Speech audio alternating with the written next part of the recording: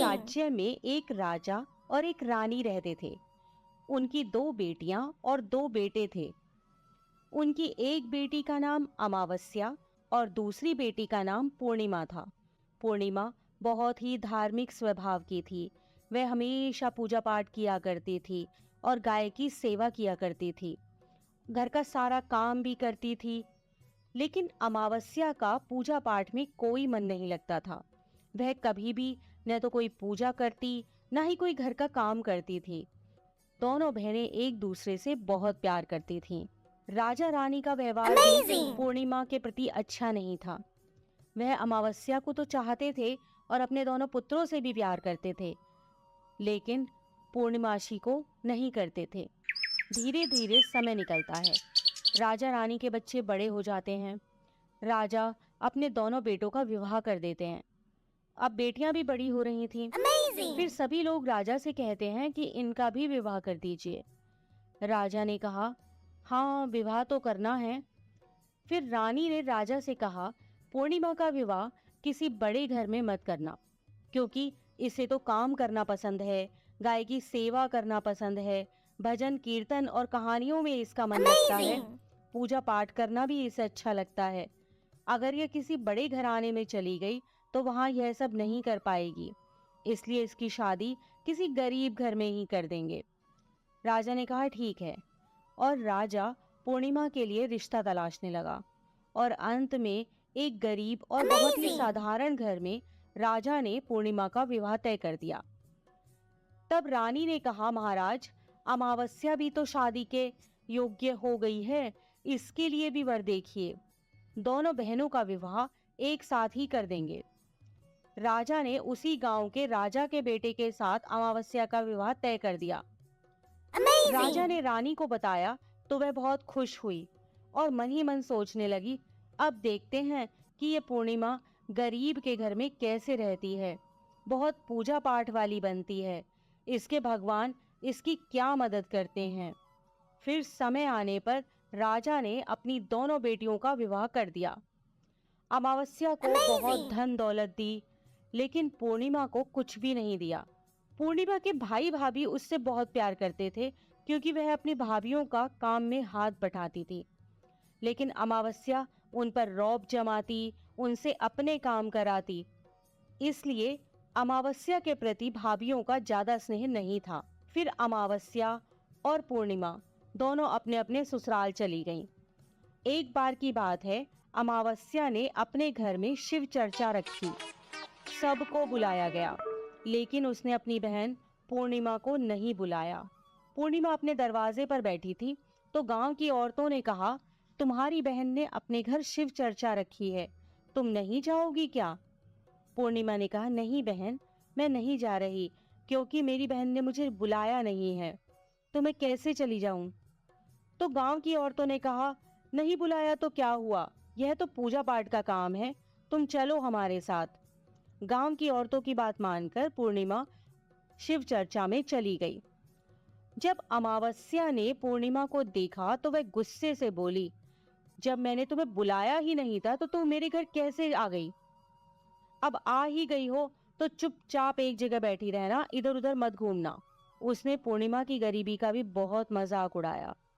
पूर्णिमा की आंखों में आंसू बहने लगे। वह भगवान शिव से प्रार्थना करने लगी कि हे भगवान, मुझ पर आप कब कृपा करोगे? आखिर मेरा कसूर ही क्या है? क्या पूजा पाठ करना, गाय माता की सेवा करना और काम करना गलत है? भगवान, अब तो मुझ पर रहम करो। इस तरह वह भगवान से विनती करने लगी। शिव चर्चा पूरी हो गई और अमावस्या ने सबको प्रसाद दिया, लेकिन पूर्णिमा को प्रसाद नहीं दिया। वह वहां से बिना प्रसाद के वापस आ गई। वह रास्ते में सोचती है कि घर पर बच्चे प्रसाद मांगेंगे तो मैं उन्हें क्या कहूंगी। फिर उसके मन में एक विचार आया कि क्यों ना अपने भाई भाभी से ही मिलकर आ जाऊं। वह अपने पति और बच्चों को बताकर अपने मायके जाने के लिए निकल गई। चलते चलते उसे एक तुलसी का पेड़ मिला। वहां एक चबूतरा बना था जिस पर एक बूढ़ी माई बैठी थी। उस बूढ़ी माई ने पूर्णिमा से कहा, बेटी तुम कौन हो और कहाँ जा रही हो? तब पूर्णिमा ने बूढ़ी माँ को अपना परिचय दिया और फिर बूढ़ी माँ ने कहा, बेटी देखो, मेरा तुलसी का पौधा सूखा जा रहा है, इसमें थोड़ा जल डाल दो और चबूतरे की भी धुलाई कर दो तो थोड़ी ठंडक मिलेगी। पूर्णिमा ने बहुत अच्छे तरीके से चबूतरे को धोया, तुलसी में जल दिया और तुलसी की पूजा की। उसने बूढ़ी माँ को भी स्नान कराया और उनके चरण दबाए। फिर पूर्णिमा ने कहा, माँ जी, और कोई काम हो तो बता दीजिए, अगर नहीं है तो क्या मैं जाऊं?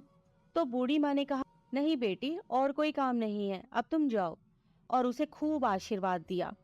लेकिन तुम अपने मायके से लौटते समय मुझसे मिलकर जाना। उसने कहा, ठीक है माँ। और वह आगे चल पड़ी। चलते चलते रास्ते में उसे एक शिव मंदिर मिला। वहां भी एक चबूतरा था, उस पर एक बूढ़े बाबा बैठे हुए थे। वे और कोई नहीं, स्वयं शिव भगवान थे। लेकिन पूर्णिमा उन्हें पहचान नहीं पाई। बूढ़े बाबा ने कहा, तुम कौन हो बेटी? तो पूर्णिमा बोली, क्या बात है बाबा? बाबा ने कहा, बेटी, क्या तुम इस मंदिर की सफाई कर दोगी? बहुत गंदा हो गया है। और चबूतरा भी धो देना। मेरे नहाने के लिए 2 बाल्टी पानी भर दो, तो तुम्हारा बहुत एहसान होगा। पूर्णिमा ने खुशी खुशी बाबा के सारे काम कर दिए और भगवान शिव की पूजा की। थोड़ा और आगे चली तो उसे काली माता का मंदिर मिला। काली माँ भी एक बूढ़ी माँ के रूप में वहां बैठी थी। काली माँ ने कहा, बेटी, कौन हो? तो पूर्णिमा ने अपना नाम बताया और कहा, क्या बात है माँ जी? तो बूढ़ी माँ ने कहा, बेटी, जहाँ सब पूजा पाठ करके तो चले जाते हैं, कोई मंदिर साफ नहीं करता। देखो मंदिर कितना गंदा हो गया है, जरा इसकी साफ सफाई कर दो। पूर्णिमा ने मंदिर की साफ सफाई की और उसने काली माँ का श्रृंगार किया, पूजा की। उसके बाद बूढ़ी माँ को भी स्नान कराया और उसके हाथ पैर दबाए। फिर वह आगे बढ़ी तो एक नदी मिली। वहां भी एक बूढ़ी माँ बैठी थी और वह और कोई नहीं, स्वयं गंगा मैया थी। उन्होंने कहा, बेटी, तुम कौन हो? तब पूर्णिमा ने अपना नाम बता दिया और फिर बूढ़ी माँ ने कहा, बेटी, यहाँ सब स्नान करके तो चले जाते हैं लेकिन कोई सफाई नहीं करता, तुम यहाँ की साफ सफाई कर दो। उसने वहां की भी साफ सफाई कर दी। फिर वह बूढ़ी माँ भी उसे आशीर्वाद देने लगती हैं। फिर वह एक नाव में बैठकर नदी के उस पार चली जाती है। नाव में फूल बिछे होते हैं। वो फूलों की नाव में बैठकर अपने मायके पहुंच जाती है। उसके भाई भाभी पूर्णिमा को देखकर बहुत खुश हो जाते हैं और उसकी खूब खातिरदारी करते हैं। फिर सब खूब बातें करने लगते हैं। सुबह जब ननद जाने को तैयार होती है तो भाभी ने उसे एक लाल साड़ी दी और कहा, नंद जी, इस साड़ी को पहन लो और हाँ, जल्दी जल्दी आया करो, बहुत दिनों के बाद आई हो। तो पूर्णिमा ने कहा, ठीक है भाभी, आप जब भी मुझे बुलाओगी मैं तभी आ जाऊंगी। और फिर पूर्णिमा ने खुश होकर वह लाल साड़ी पहन ली और श्रृंगार भी किया। भाभीयों ने थैला भरकर उसे धन और गहने दिए। पूर्णिमा घर से निकल गई। चलते चलते रास्ते में फिर वही नदी मिली और नाव में बैठकर वह नदी के दूसरे पार आ पहुंची तो वही बूढ़ी माँ मिली जो गंगा मैया थी। उन्होंने कहा, बेटी, आ गई अपने मायके से? तो पूर्णिमा ने कहा, हाँ माँ जी। तब बूढ़ी माँ ने एक थैला दिया और कहा, इसे ले जाओ। मैं कहाँ रखती फिरूंगी, ये बहुत भारी है, और हाँ, इसे रास्ते में मत खोलना, अपने घर जाकर ही खोलना। पूर्णिमा ने कहा, ठीक है माँ जी, और वह वहां से चल दी। आगे चली तो काली माँ का मंदिर मिला। वहां भी वही बूढ़ी माँ बैठी हुई थी। उन्होंने भी पूर्णिमा को एक थैला दिया और अब उसके पास 3 थैले हो गए थे। वह कुछ आगे बढ़ी तो शिव मंदिर मिला। वहां बूढ़े बाबा के रूप में भगवान शिव बैठे थे। उन्होंने भी पूर्णिमा को एक थैला दिया। वह थैला लेकर आगे बढ़ी तो तुलसी माँ मिली। उन्होंने भी एक थैला दे दिया। अब जब पूर्णिमा अपने घर पहुंची तो वह 5 थैले खोलने लगी। सबसे पहले उसने अपने मायके का थैला खोला। उसमें खाने पीने की चीजें, कपड़े और गहने वगैरह थे। उसने खाने पीने की चीजें और कपड़े बच्चों को दिए तो बच्चे बहुत खुश हो गए। दूसरा थैला जो गंगा मैया ने दिया था उसे खोला तो उसमें सोना चांदी भरा था। तीसरा थैला जो काली माँ ने दिया था, उसमें 16 सिंगार का सामान था।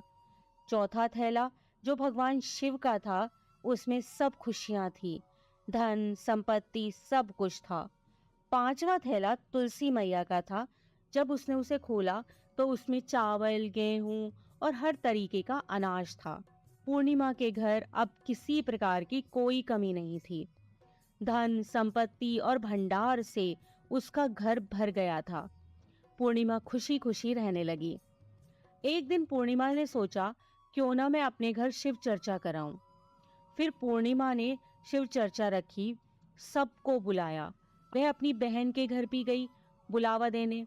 जब अमावस्या अपनी बहन के घर शिव चर्चा में आई तो उसके घर में धन दौलत देखकर आश्चर्य में पड़ गई।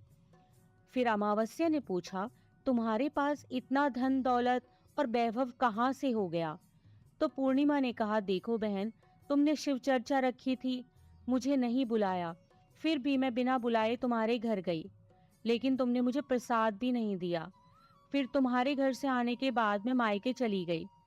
और इस तरीके से एक एक करके पूर्णिमा ने सारी बातें अमावस्या को बता दी।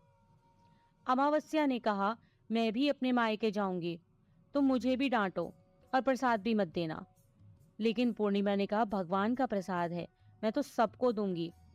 लेकिन अमावस्या ने प्रसाद नहीं लिया और अपने घर जाकर बच्चों से कहकर अपने मायके के लिए चली गई।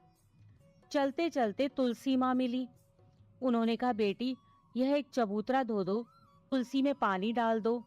तो अमावस्या ने कहा, ए बुढ़िया, मैंने इतनी महंगी साड़ी पहन रखी है, जी गंदी हो जाएगी, मैं कुछ नहीं करूंगी। आगे चलकर भगवान शिवजी मिले तो उसने उनसे भी ऐसे ही कह दिया। उससे आगे काली माँ मिली तो उनसे भी यही कह दिया। और फिर गंगा मैया मिली और उनसे भी उसने ऐसा ही किया और उनका कोई काम नहीं किया। जब वह नाव में बैठी थी, नाव में कांटे थे, ये कांटे उसके पैरों में चुभ गए। फिर वह अपने मायके पहुंची। जब उसे भाभीियों ने देखा तो मुंह बना लिया, जे कहां से आ गई। अरे, पूर्णिमा के पास तो कुछ नहीं था, इसलिए उसे सब कुछ दिया, लेकिन यह यहाँ क्यों आई है? चलो कोई बात नहीं, अब आ ही गई है तो क्या कर सकते हैं। उन्होंने अमावस्या से कहा, आओ जीजी बैठो। अमावस्या खाना खाकर सो गई। सुबह हुई तो अमावस्या ने कहा, भाभी अब हम चलते हैं। तो भाभी ने कहा, ठीक है। तब अमावस्या ने कहा, भाभी, पूर्णिमा को तो आपने थैला भरकर सामान दिया था, मुझे कुछ नहीं। तो भाभी ने कहा, जाओ, तुम्हारे घर थैला पहुंचा देंगे। फिर अमावस्या चल दी तो गंगा मैया मिली। गंगा मैया ने कहा, आ गई बेटी? तो उसने कहा, आपने पूर्णिमा को तो थैला भरकर दिया था, मुझे कुछ नहीं दोगी? तो गंगा मैया ने कहा, ठीक है, जाओ बेटी, हम तुम्हारा सामान तुम्हारे घर भिजवा देंगे। ऐसे ही भगवान शिव ने, काली माँ ने और तुलसी माता ने कह दिया। जब वे घर पहुंची तो उसके आंगन में 5 थैले रखे थे। जब अमावस्या सारे थैले खोलती है तो किसी में मिट्टी, किसी में ईंट पत्थर, किसी में सांप बिच्छू थे। उसने अपना माथा पीट लिया और कहा, हे भगवान, हमें मायके में भी कुछ नहीं मिला और इधर भी कुछ नहीं मिला। फिर अमावस्या दौड़कर पूर्णिमा के पास जाती है और कहती है, तुझे इतना सब मिला लेकिन मुझे तो कुछ भी नहीं मिला। तो पूर्णिमा ने कहा, जब मैं मायके जाती हूँ तो भाभीियों की मदद करती हूँ, तुमने तो भाभीियों की मदद कभी नहीं की, तो भाभी तुमको क्या देती? गंगा मैया को भी तुमने ठुकरा दिया, शिवजी, काली माँ और तुलसी माँ, सबको ही तुमने ठुकरा दिया, इसलिए भगवान ने तुम्हें कुछ नहीं दिया। अमावस्या कहती है, बहन मुझे माफ कर दो, मैंने सदा तुम पर अत्याचार किए हैं, लेकिन इसमें मेरा कोई कसूर नहीं था। तुम मुझे भी विधि बतलाओ जिससे मैं भी भगवान की भक्ति करके सब कुछ पालूंगी। तो पूर्णिमा ने कहा, बहन देखो, 3 ही बातें हैं ज्ञान की। पहली, सब पर दया करना, दूसरी, चर्चा करना, और तीसरी है 108 बार ओम नमः शिवाय का जाप करना। बहन, भगवान ने जो 3 सूत्र दिए हैं वह प्रसाद के रूप में स्वीकार कर लो। और हृदय में बसा लो। मैंने सच्चे मन से भगवान का पूजा पाठ किया, सबकी मदद की, सबका काम किया, इसलिए मुझे सब कुछ मिला। और तुम्हारे पास जो भी था वह भी खत्म हो गया। अमावस्या अपने घर गई और खूब पूजा पाठ करने लगी और भगवान शिव से उसने मन ही मन माफी मांगी।